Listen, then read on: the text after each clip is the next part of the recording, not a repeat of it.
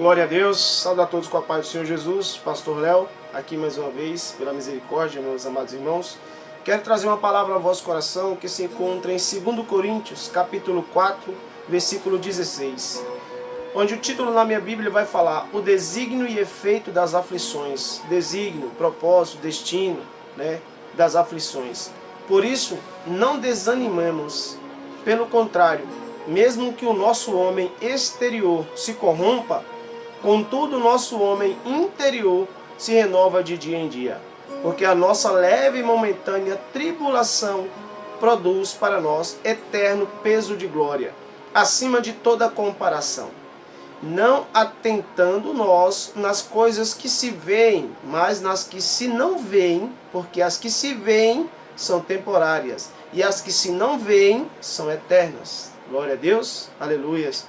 Veja bem, meus amados irmãos, eu não sei qual é o seu sofrimento hoje, nesse momento, qual a situação difícil que você está vivendo, o que você tem pedido para Deus, para Ele te ajudar nessa situação em que você se encontra. Porém, sabemos que tudo isso que nós passamos são momentâneo e que tudo tem um propósito. Como disse, o desígnio e efeito das aflições. Todas as nossas aflições têm um propósito, têm um destino. Ninguém passa por nenhuma luta sem ter um propósito de Deus na vida dela. A própria palavra de Deus vai dizer que tudo coopera para o bem daqueles que amam a Deus e são chamados segundo o seu propósito. Então nenhum sofrimento que eu e você passamos nessa vida é em vão. Sempre tem um propósito para nos moldar, nos preparar, nos capacitar, nos fortalecer, nos dar sabedoria e também experiências para ajudarmos ou orientarmos outras pessoas que vierem passar pela mesma situação que eu ou você passa no nosso dia a dia. Ele disse algo maravilhoso aqui: por isso não desanimemos, pelo contrário, mesmo que o nosso homem exterior se corrompa, contudo o nosso homem interior se renova de dia em dia. Porque por mais que eu ou você hoje venhamos pecar, nós temos um advogado no céu que nos defende. Porém o diabo, como nosso acusador, ele quer mostrar para mim e para você que Deus nos esqueceu, ou que Deus se abandonou de nós por causa do pecado.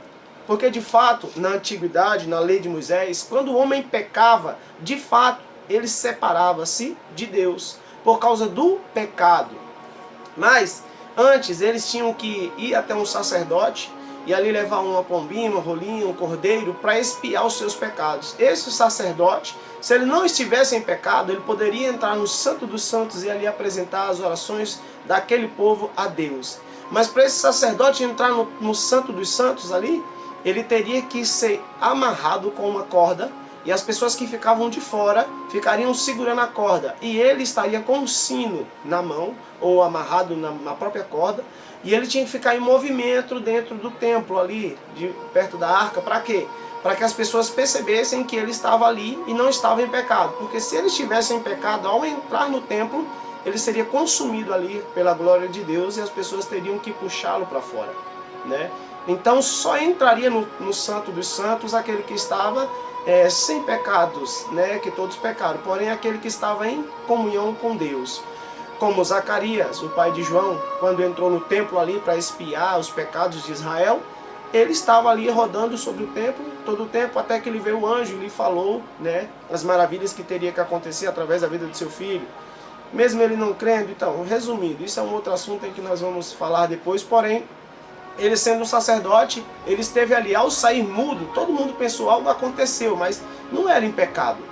Ou seja, as pessoas falaram consigo mesmo, ele teve uma visão, algo aconteceu, Deus falou com ele tem algo para a igreja. Porém é mistério, porque ele não fala, não sai voz, mas é algo bom ou algo ruim. Mas não com ele, porque ele não estava em pecado. Se ele tivesse em pecado, ele teria sido morto ali. Então, todo e qualquer sofrimento que vem sobre a minha vida, sobre a sua vida, não devemos nos desanimar. Por mais que eu e você venhamos nos irar com alguém ou pecar com alguém, eu tenho que entender que a minha vida, o Senhor todos os dias me dá uma nova chance para que eu venha consertar o meu erro, para que eu venha consertar aquilo que eu errei ontem. Então se você hoje brigou com seu esposo ou com a sua esposa, procure se reconciliar com ela ainda hoje. Porque para Deus o que importa é o hoje, é o agora. Não é o ontem nem o amanhã que ainda está por vir. Não deixe para amanhã aquilo que você pode fazer hoje. Se reconciliar com seu filho. Se ele é uma pessoa que anda nas drogas ou faz as coisas erradas, algo que você não concorda, mas você está sempre brigando com ele, dando bronca nele, afastando ele de você. E o mundo está sempre abraçando ele, falando para ele o que ele quer ouvir. Não que você tenha que passar a mão na cabeça dos erros deles, mas pedir a Deus sabedoria para falar com ele as palavras corretas, para que venham entrar no coração dele e ele entenda que sem Deus e sem a orientação de sua mãe ou de seu pai, ele não pode vencer na vida.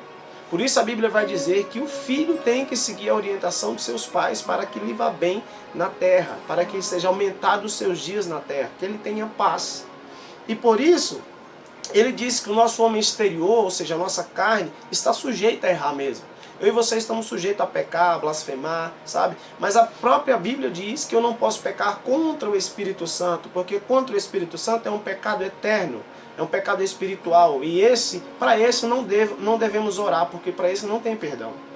É uma pessoa que está sendo usada pelo Espírito Santo, e eu vou dizer que ela não está sendo usada pelo Espírito Santo, e sim pelo demônio. Ou seja, eu estou pecando contra o Espírito e não contra a pessoa. Por isso o Senhor Jesus disse que se nós pecássemos contra o Filho do Homem, nós teríamos perdão. Mas se nós pecássemos contra o Espírito, esse não teria perdão. Então, meu irmão, todos os dias você tem que renovar em você essa fé em Cristo, essa esperança. Não pode apagar de você esse brilho pelo Senhor. Ele vai falar para mim e para você, porque a nossa leve e momentânea tribulação produz para nós eterno peso de glória, acima de toda comparação. Olha só, porque a nossa leve e momentânea tribulação produz para nós eterno peso de glória, acima de toda comparação. Porque quando eu e você estamos sendo afligidos, nós nos aproximamos mais de Deus e começamos a entender, porque se eu estou agradando a Deus, o inimigo vai se levantar mesmo contra mim. Ele vai fazer de tudo para que eu venha parar de agradar a Deus e comece a se afastar dele. Então, se eu dou ouvido à voz do diabo, eu começo a errar. Eu começo a praticar a mentira, a falsidade, o engano, a desobediência, a infidelidade. Tudo isso são desígnios das coisas erradas que o inimigo quer que façamos. Porém, quando vem as aflições, o desígnio das aflições é o quê? É encaminhar aquela aflição a mim e a você, e Deus permite isso, para que nós nos acheguemos a Ele. E levemos até Ele a nossa dor, a nossa aflição, o nosso sofrimento. Seja qual for o seu parente que esteja passando por um problema, ou você mesmo. Você tem diante de Deus essa legalidade de apresentar a Ele, diretamente para Ele, o seu problema. Certo que nós devemos ir à igreja, falar com o pastor, com o obreiro ali, um diácono, um presbítero que esteja mais próximo da gente. Eu falar para ele algo que eu estou sentindo, pedir uma oração. Porém, eu só vou falar se eu sentir de falar. Eu não sou obrigado a falar o que está acontecendo na minha vida, muito menos para os meus vizinhos, ou para aquelas pessoas que não querem me ajudar, e sim sair falando da minha vida. Mas se eu sinto de conversar com uma mulher de Deus ou um homem de Deus, então eu chego para ele e conto a situação, para que assim ele venha orar por mim e me abençoar, ou me dar uma palavra a qual eu possa me sentir bem e prosseguir minha jornada. Mas se eu não sentir isso, eu só peço oração. Ore por mim. Mas qual é o motivo da oração? Não, irmãos, apresenta a Deus minha vida, ora por mim lá, para que Deus ouça aquilo que eu estou pedindo. Porque a Bíblia diz, a oração do justo pode muito em seu efeito. Então a sua oração ela tem um peso diante de Deus. Entendeu? A sua oração tem um peso diante de Deus. Não é dos justos, não é do pastor, não é do bispo, não é do apóstolo, não é do obreiro, não. É do justo. Se você é uma pessoa justa diante de Deus e dos homens, a sua oração ela é ouvida e atendida. Porque todas as orações diante de Deus, elas são ouvidas. Mas não quer dizer que todas são atendidas. Então ele vai falar, não atentando nós nas coisas que se veem, mas nas que se... Não atentando nas coisas que se veem, mas nas que se não veem, porque as que se veem são temporárias, e as que se não veem são eternas. Então eu tenho que procurar olhar com os meus olhos espirituais, ver aquilo que Deus falou ao meu coração que vai acontecer. Eu não devo me preocupar com uma casa, com um carro, com um emprego, com aquelas coisas que são materiais. Antes eu tenho que me preocupar com as coisas espirituais, aquilo que Deus vai preparar para mim no meu coração. A palavra de Deus diz, buscar em primeiro lugar o reino de Deus e a sua justiça, que as demais coisas vos serão acrescentadas. Então não se preocupe com o que está acontecendo, dobre seus joelhos no chão, fale com Deus, entregue a Ele a sua vida, de todo o seu coração, adore ao Senhor Jesus. E Ele vai mudar a sua vida, Ele vai mudar a sua história e a história do seu familiar, do seu parente. Mas para que isso aconteça, de fato você tem que dar crédito à palavra de Deus, à palavra de salvação. E não a essas vãs futilidades aí, onde nós estamos vendo muitos evangelhos fracos, onde tira a mente da pessoa do evangelho e leva ela para uma coisa material. Onde a pessoa vai naquela igreja querendo ouvir algo de bênção, de prosperidade, mas esquecem. Elas querem levar o abençoador, elas querem levar a bênção para casa, mas não querem levar o abençoador. É melhor você ter o abençoador na sua vida do que ter a bênção, porque a bênção, uma hora, ela acaba. E o abençoador tem sempre para te abençoar. Então leve sempre em seu coração, na sua vida, na sua jornada, Cristo, Jesus Cristo, não o homem. O homem nada pode fazer por você. Ele disse que Deus não é homem para que minta, nem filho do homem para que se arrependa. Então, se Deus faz algo na sua vida, de maneira nenhuma Ele vai se arrepender. Pelo contrário, Ele vai cada vez mais fazer você entender que sem Ele, você nada pode fazer. Como disse João, o homem não pode receber coisa alguma se do céu não lhe for dado. Amém? Fica essa palavra no seu coração, que o Senhor Jesus te abençoe hoje e eternamente. Fiquem todos na paz do Senhor Jesus.